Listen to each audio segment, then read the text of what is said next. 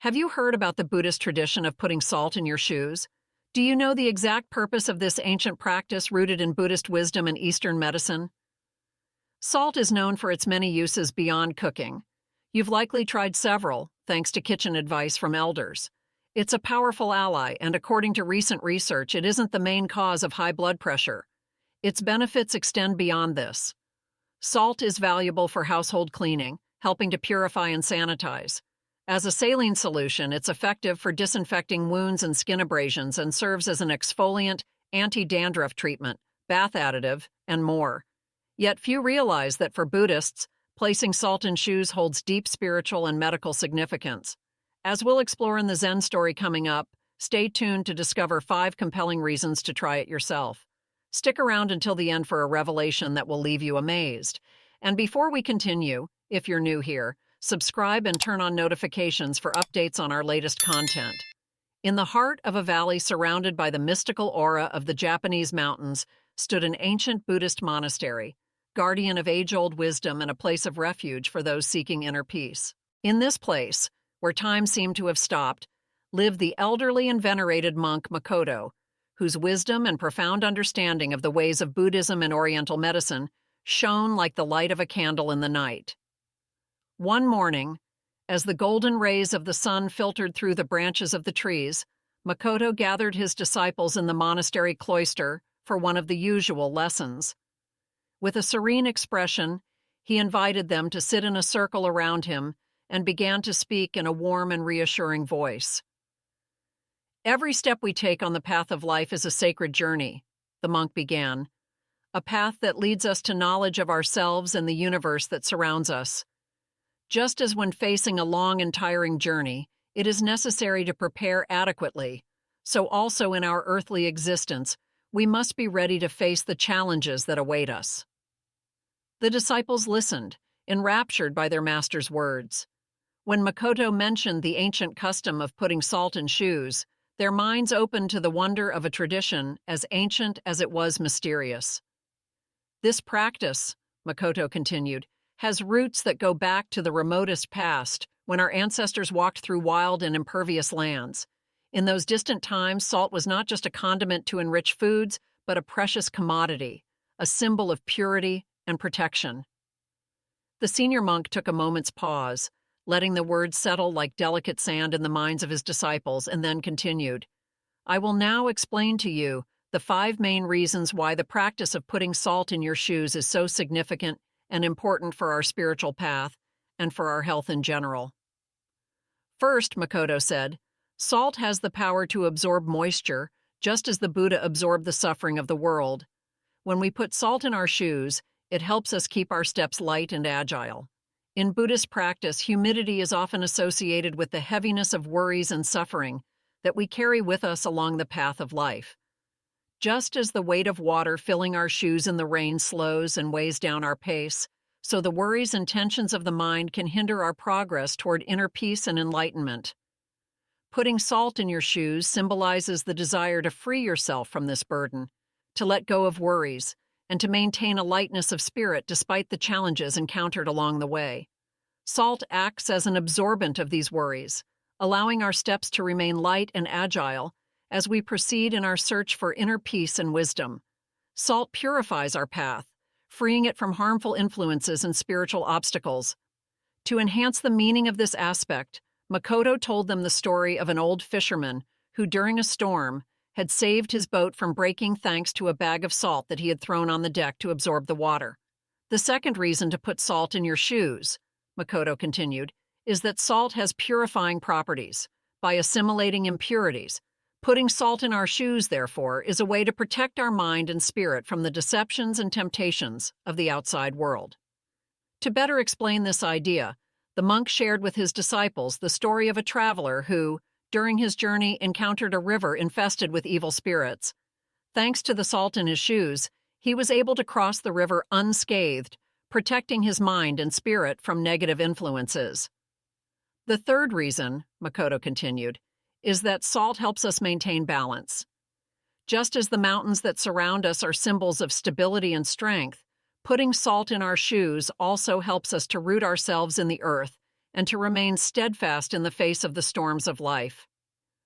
The mountains surrounding the monastery represent the image of stability and strength, said the monk.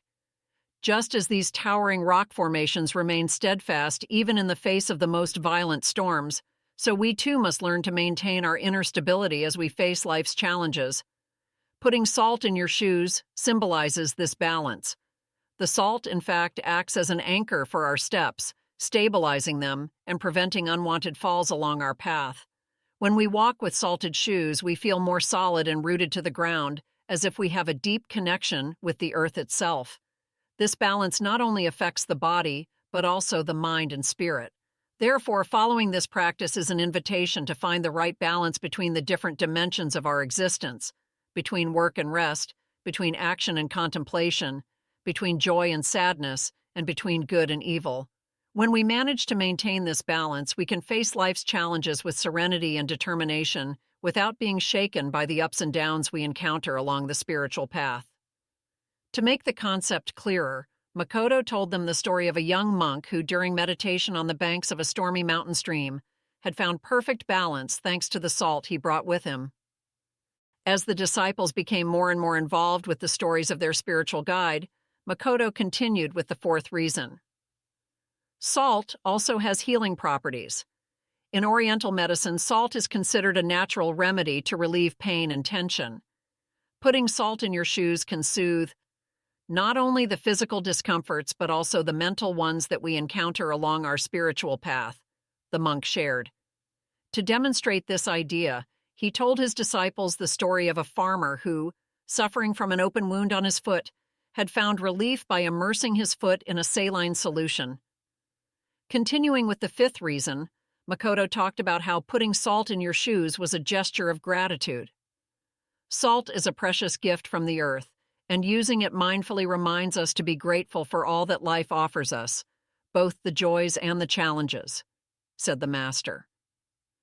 The disciples listened to Makoto's words with deep reverence, grasping the wisdom behind that seemingly simple gesture. But the monk wasn't finished yet.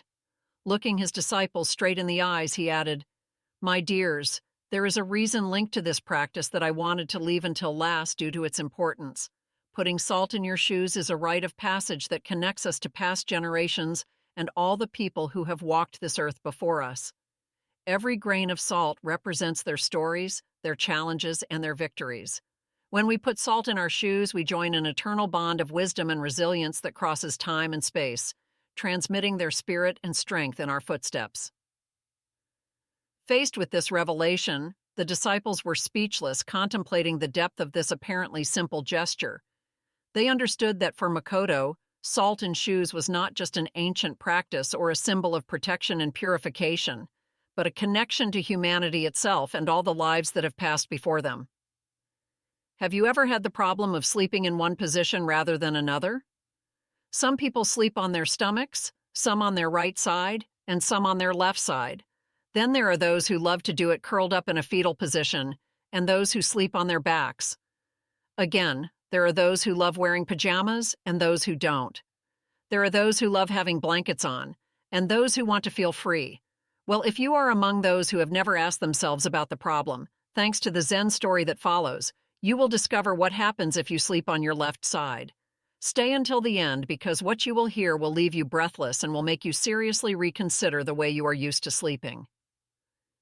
In a quiet Buddhist monastery located among the mountains of Japan, immersed in the serenity of the gardens, the elderly and wise monk Shinzo decided to dedicate a special evening to sharing profound truths about the way we are used to sleeping. The moon, bright and round in the night sky, seemed to bless the atmosphere of contemplation that spread among the devoted disciples gathered in the main hall. Shinzo, sitting on a tatami, began to speak in a calm voice, as if his words were a light breeze that caressed the minds of those who listened to him. Today, dear disciples, we will see why sleeping on your left side is the best thing you can do for your physical health and emotional well-being, the monk began. We will explore together the profound connections between the practice of left-sided sleep, the benefits for our body, and spiritual awakening. Finally, you will understand why Buddhist monks have been sleeping on their left side for centuries. While the disciples were increasingly fascinated and intrigued by the topic, Shinzo continued his speech.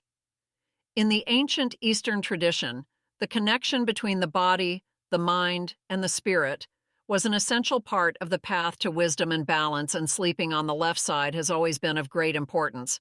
This choice is not random, but reflects a profound understanding of the physiological and spiritual principles that guide the practice of sleep. The first advantage of sleeping on the left side, said the monk, is to achieve optimal lymphatic drainage. Lymph flows through our body, and it is important that it does so like a quiet river that flows gracefully through the earth. You should know that the left side of our body is the guardian of this vital flow because it carries with it a load of protein, glucose, and other substances. Sleeping on this side is like offering a clear path to the river, allowing our body to rid itself of toxins much like a river carries the dry leaves of drifting trees. With a benevolent look, Shinzo turned to his disciples, masterfully narrating the second gift. The stomach and the pancreas are a bit like the deities of our internal temple, said Shinzo. When we lie on our left side, we create a sacred space for the dance of these two organs, which causes gastric juices to move with the grace of dancers in a theatrical performance. You see, sleeping like this isn't just a physical act, it's an invitation to an internal celebration, a silent celebration of enzymes preparing our body for a new day. The monk, happy to see the disciple so interested in his words, continued talking about the third gift derived from sleeping on the left side. Purification, a true nocturnal ritual. Resting on your left side, he said, facilitates the flow of digestive waste like a stream flowing through fertile soil. The intestine becomes the garden where nutrients are deposited, and in the morning, our body prepares for an elimination ceremony, a daily rebirth. Under the soft light that filled the room, Shinzo elaborated on another benefit of sleeping on the left side, talking about the love of the heart. Our heart is the ruler of our body, he said with a smile. By sleeping on the left side, we offer the heart a perfect backdrop for its work. The aorta, its messenger, starts in a majestic arch towards the left side like a traveler crossing a bridge, making the journey easier and the blood flow more harmonious. The monk stood up slightly as if dancing along with his tales and continued with the fifth gift. And now let's talk about the spleen, the devoted handmaiden. This hidden organ, the guardian of our life force, finds peace when we lie on our left side. Bodily fluids become balanced, allowing the spleen to effectively filter and purify the blood. This process is crucial for maintaining our overall health and vitality. As Shinzo concluded his teachings, the disciples felt a profound sense of understanding and appreciation for the seemingly simple act of sleeping on their left side. They realized that this practice, rooted in ancient wisdom, held deep connections to their physical well-being and spiritual journey. Messengers of this peace make their way to the spleen like pilgrims arriving at a secret sanctuary, nourishing and invigorating. How have you slept until today? Write it in the comments and let's discuss the topic. In the meantime, if you're enjoying the video, leave a like and share it. You will help us produce new content every day for your spiritual growth. With a deep gaze, Shinzo introduced the sixth gift with a touch of poetry, like nature following the course of the river. Sleeping on the left side is an act of connection with gravity, the silent master who guides our nightly journey. The force of gravity becomes the guardian of the pathways of our lymphatic drainage, a silent companion that accompanies our body through its purification ritual. In resting on the left side, the master continued, we also find the balance between body and mind. Sleeping on the left side is not just an act of comfort for the internal organs and for our body in general. Ancient Oriental wisdom teaches us that this way of resting enriches our health and our connection with the internal and external world. It is a true homage to life, which reveals itself in the dreams and quiet of the left side. Sleeping in this way, then, is not just a rest for the body, but an opportunity for inner and spiritual awakening. While the world lies in deep sleep, we as practitioners of left-sided conscious sleep immerse ourselves in the depths of being. It is a sacred moment in which the mind frees itself from the chains of everyday thought, opening subtle doors to universal awareness. Shinzo, still smiling at his disciples, explained the concept of the balance between yin and yang in sleep. The left side, in its more yin nature, envelops us like an embrace of the night. The chi that arises from this practice is a gift and an offering to our inner essence. Through concrete examples, Shinzo told of nights in which the monks, immersed in the practice of conscious sleep on the left side, felt the energy flow like a calm river crossing their being. The vital energy, in harmony with nature, danced while the body rested, creating a harmony that resonated in the entire monastery. The benefits of this practice, therefore, go far beyond the physical aspect, involving the spiritual one. Delving deeper into the analysis of the physical benefits, Shinzo told of elderly monks who, by embracing this practice, had experienced greater flexibility and strength in their meditation practice. Sleeping on the left side thus becomes a perfect complement to the search for enlightenment, preparing the ground for the mind and body. The monk said, between one story and another, underlined the importance of bringing this awareness into everyday life, making it a healthy habit to never give up. It is not only in the quiet of the monastery that we can cultivate this practice, he emphasized. Let us bring it with us into our homes, honoring our body as a temple in which the sacredness of the night resides. Shinzo, focusing on the sounds of the cicadas and the river that could be heard around the monastery, added that nature itself teaches us the importance of aligning our sleep with the flow of the world. The left side, like a leaf cradled by the wind, connects us to this eternal dance. As his disciples listened with great interest, Shinzo shared other important benefits of sleeping on the left side. Sleeping on this side, he said, facilitates breathing, creating a harmonious synergy between the flow of air and the beating of the heart. When you lie on your left side, your trachea and esophagus take on a more natural and straight position relative to your spine. This alignment facilitates the passage of air through the trachea and towards the lungs, promoting freer breathing. Additionally, the diaphragm, the main muscle involved in breathing, is located under the lungs. Sleeping on your left side allows your diaphragm to move more freely, promoting deep, smooth breathing. The location of the heart on the left side of the chest is another key element. Sleeping on this side reduces pressure on the heart and allows better blood circulation. Sleeping on your left side can help prevent acid reflux as well. With this position, the stomach sits lower than the esophagus, reducing the risk of gastric juices backing up into the esophagus. Moreover, Shinzo added, sleeping like this offers natural support to the spine, maintaining optimal alignment for a tension-free awakening. Have you ever noticed, asked the monk, that the spine has a natural S-shaped curvature? When lying on your left side, this position better reflects the natural anatomical curvature of your spine, minimizing stress on your discs and joints.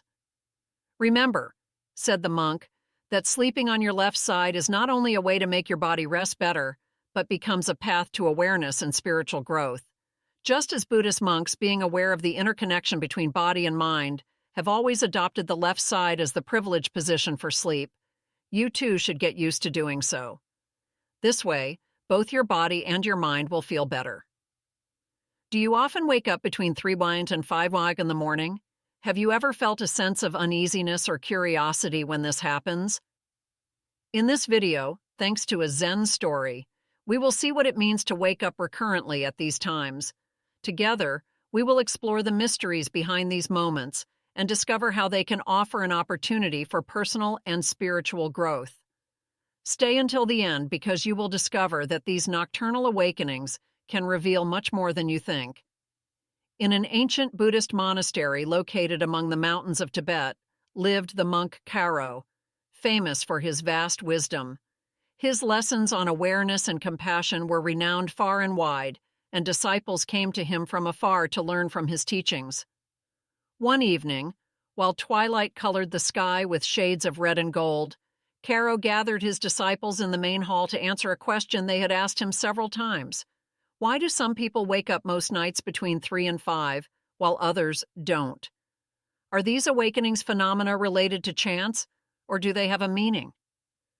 Dear disciples, Karo began in a calm voice, today we will explore nocturnal awakenings and their connection to Eastern medicine and Buddhist wisdom. In Eastern medicine, Cairo continued, nocturnal awakenings are believed to be linked to the body's energy meridians and their influences on us. He proceeded to explain how each nighttime waking time was associated with a specific organ or system of the body. Eastern medicine views these awakenings as signs of energetic or emotional imbalance that require attention and care. For example, Kiro said that waking up between 3 and 5 in the morning is associated with the lungs and emotions of sadness. This could indicate a need to address and heal deep emotional wounds, thereby allowing our vital energy to flow freely. The disciples nodded, reflecting on their master's words and trying to apply them to their own experiences. One of them asked, "Master, how can we interpret nighttime awakenings in the light of Buddhist wisdom?" Cairo smiled, recognizing his student's deep curiosity in Buddhism. He replied, "Every moment of the day is an opportunity to practice mindfulness and compassion. Nocturnal awakenings offer us a unique window to explore our mental and emotional states without the distractions we have during the day." Kiro shared stories of ancient Buddhist masters who, through meditation and contemplation, had transformed their nighttime awakenings into opportunities to deepen their understanding of the human mind and soul.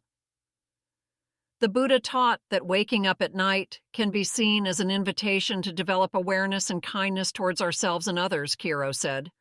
It is a time to embrace our experiences without judgment, thus allowing inner wisdom to emerge and move us forward along our path of spiritual rebirth.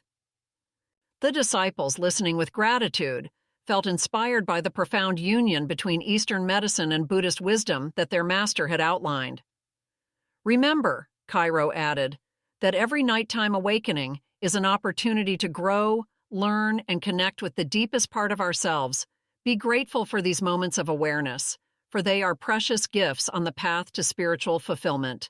Now, let's delve into more detail on which areas of life are affected by nocturnal awakenings so that you can better analyze yourself and others. Stress and anxiety accumulated during the day can manifest in waking up between 3 and 5 sighs in the morning. During these hours, the human body is naturally predisposed to release peaks of cortisol, the stress hormone, Kiro explained.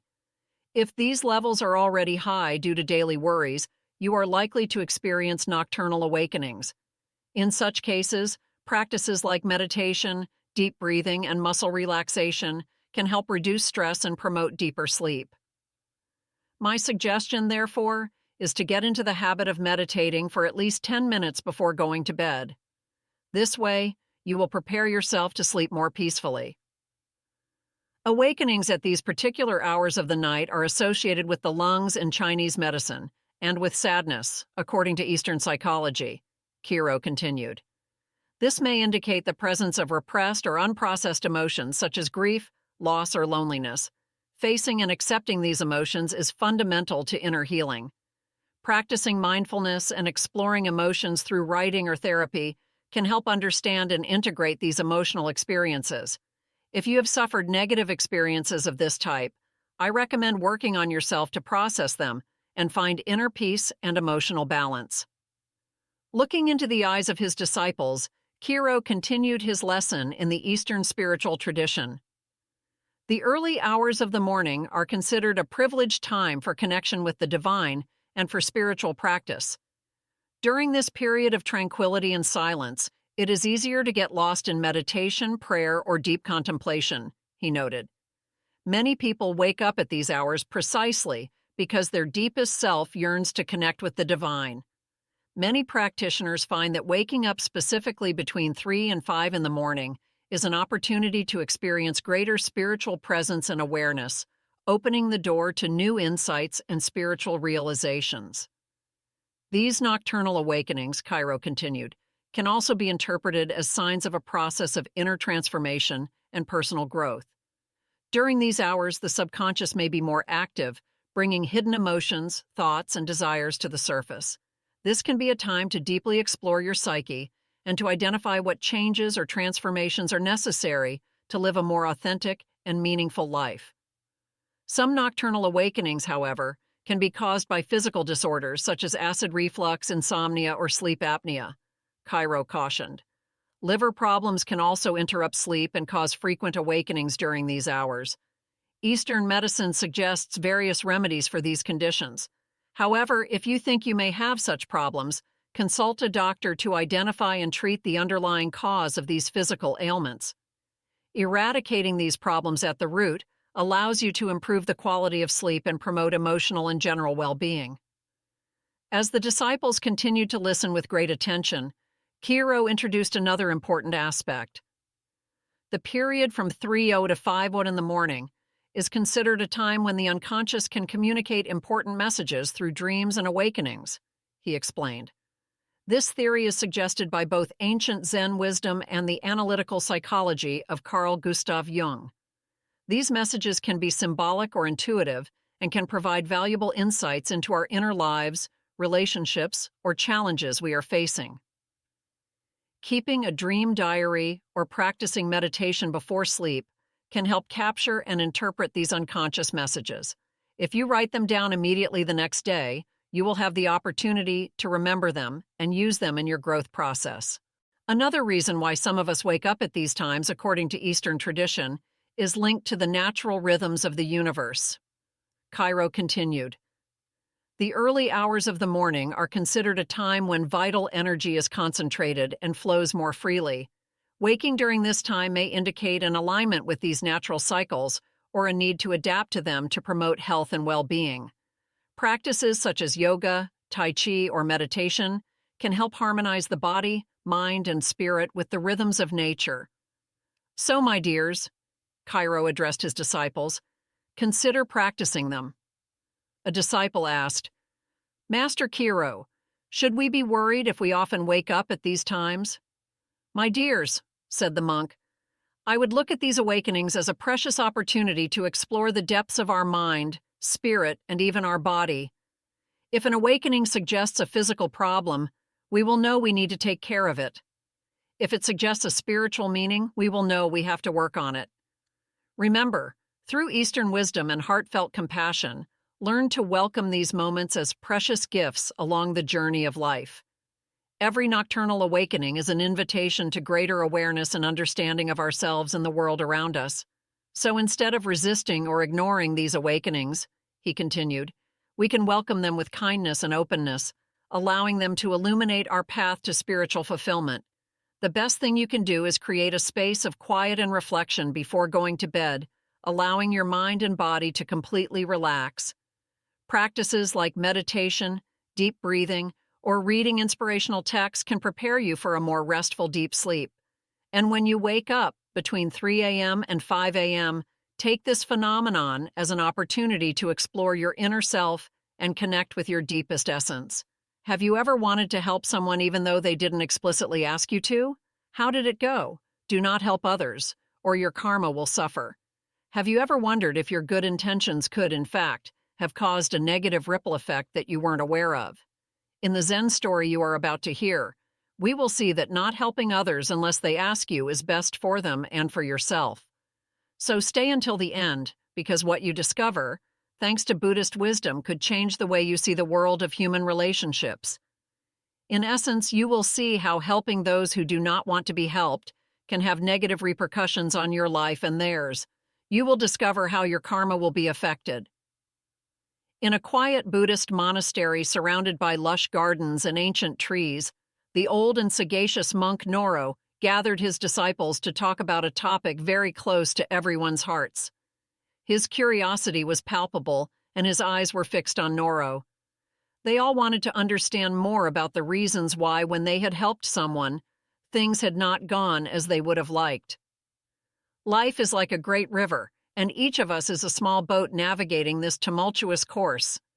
Noro began in a calm voice. Often, we tend to jump into that current, trying to steer other people's boats without waiting to be asked. To make the metaphor he had just used understandable, Noro shared a story passed down through the centuries. He spoke of a young monk eager to help a companion in difficulty without being asked. He felt that his act of kindness had not produced the relief he had hoped for, but had instead generated a sense of shame and changed the dynamic of the friendship itself. In short, unsolicited help had created discord and confusion, demonstrating how in life even good deeds can have unexpected consequences. What we often don't understand is that each individual is at the mercy of their own karma, Noro explained, and every action we take, good or bad, comes back to us like an echo. When we help without being asked to do so, we upset the delicate balance of another person's karma and, paradoxically, harm our own as well. The old monk told other stories, such as that of a young man who, eager to solve the problems of a dear friend without her having asked him, found himself involved in a series of endless difficulties and misadventures. If you enter a labyrinth that is not yours but someone else's without being asked, Noro continued, you could set off a chain reaction of events, creating an intricate web of karmic connections. Your gesture of friendship, no matter how sincere it may seem, could end up doing more harm to the friend in question and to yourself. Imagine wanting to cure someone without asking them if they are willing to give up the things that made them sick. Suffering is often caused by past actions, and our intervention could alter the natural course of learning that the individual should ultimately experience, Noro said. Noro then went on to talk about Buddhist teachings, highlighting how even he had resisted the temptation to intervene without request. Buddha, the monk explained, had understood the sacredness of the individual learning process and how the karma of each being must be respected. Suffering is a very severe but precious teacher, Noro continued, using other everyday examples to better illustrate the concept. He spoke of the many moments when, seeing a friend or family member in difficulty, empathy pushed him to offer help, and how instead Buddha taught the wisdom of waiting for the person themselves to ask for help. Suffering is almost always the result of past actions, and karma is the supreme law that governs the universe. Noro said, when we intervene unsolicited, we enter a cyclic vortex that can drag us into other people's problems with unpredictable consequences for both of us. Remember, suffering is like a teacher who guides us along the path of spiritual growth. To interfere with this process is to deprive others of the wisdom that only suffering itself can teach. Noro told other stories about daily life at the monastery, showing how the monks apply these teachings in daily practice. Dozens of monks I have trained, he added, became wiser and more self-confident men, precisely because I avoided intervening directly in their problems. By resisting the temptation to intervene to solve certain problems, I allowed them to face their own challenges and learn the lessons that karma had in store for them. Every action we take is like throwing a stone into a pond, Noro said, using a metaphor to clarify the concept. The ripples spread and return to us. When we help without asking, we not only influence the karma of others, but create ripples that can impact our own lives. In conclusion, what do we understand from this story, and how can it help us? The moral we can draw from this story is a reminder of the wisdom of discerning when to reach out and when to wait. Karma, like an unbroken river, carries our actions with it, and the way we offer our help can alter the very structure of destiny. Before reaching out to help someone, we must reflect on what they really need, Noro admonished. Not everyone seeks advice. Sometimes they just need a listening ear and an understanding heart. Therefore, let us always remember to respect the sacredness of the individual path of each human being.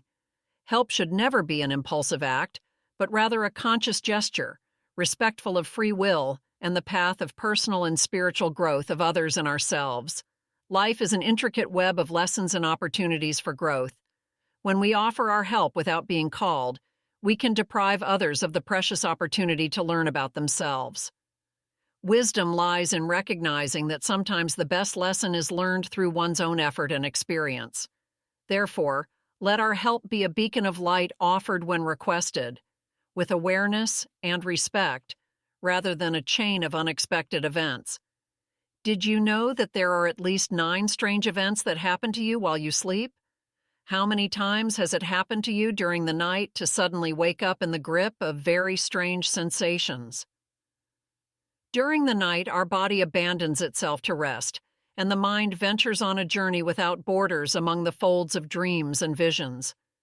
But are dreams just the figment of our imagination, or do they lead us to deeper truths, What secrets do the night hours hide when the soul seems to wander between invisible worlds?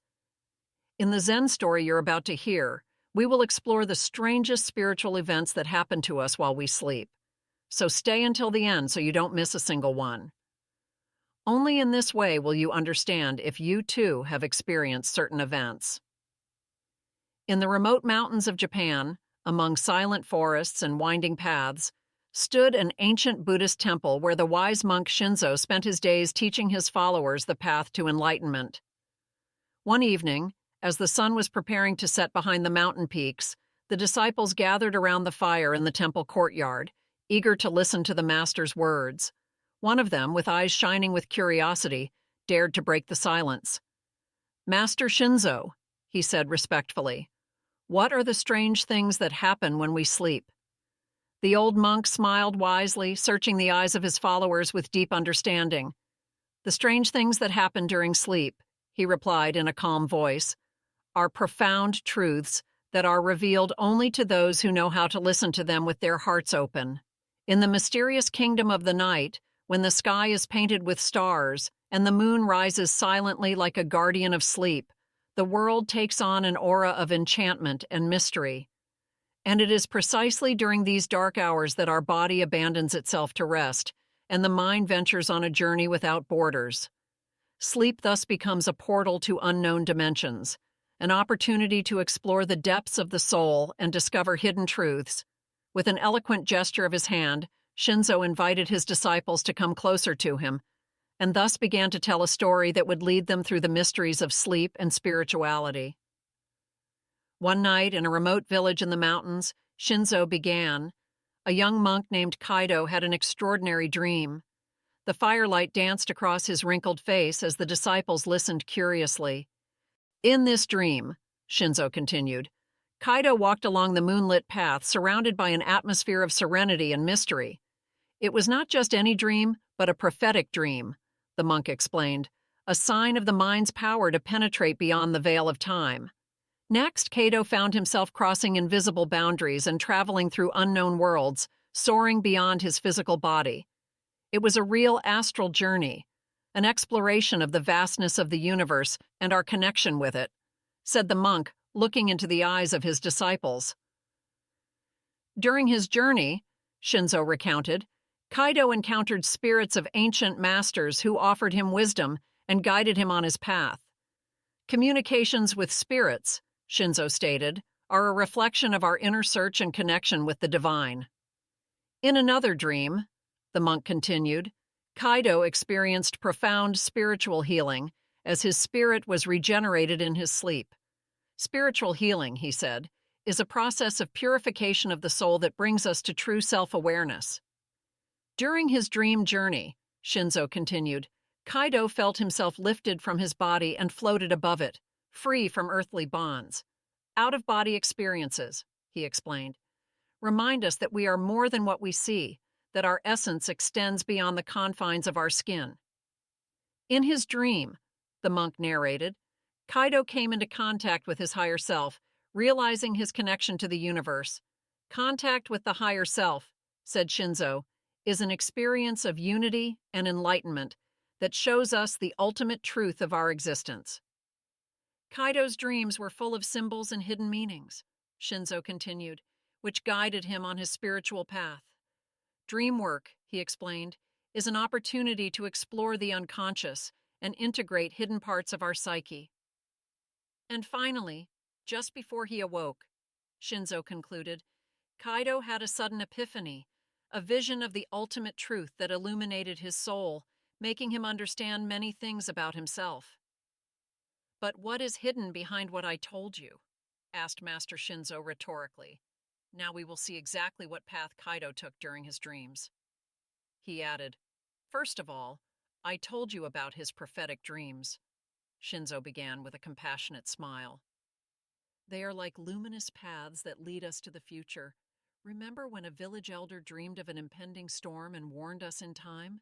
Dreams give us a vision of the time to come, offering us precious insight to navigate the waters of life." Before finishing Shinzo's story, he continued, "We ask you to leave a comment with your experiences. If you appreciate the video, Please like and share it so we can continue producing new content like this every day. Another experience lived by Kaido, which I spoke to you about, is that of astral travel, continued the monk. These are like journeys of the soul through the vast universe of the spirit. Imagine soaring above the snow-capped mountains and dancing among the stars, exploring worlds of light and beauty beyond the veil of matter.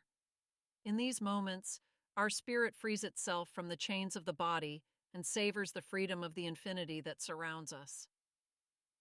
Another event Kaido experienced in his dreams was that he communicated with the spirits of the old and wise masters, Shinzo said calmly.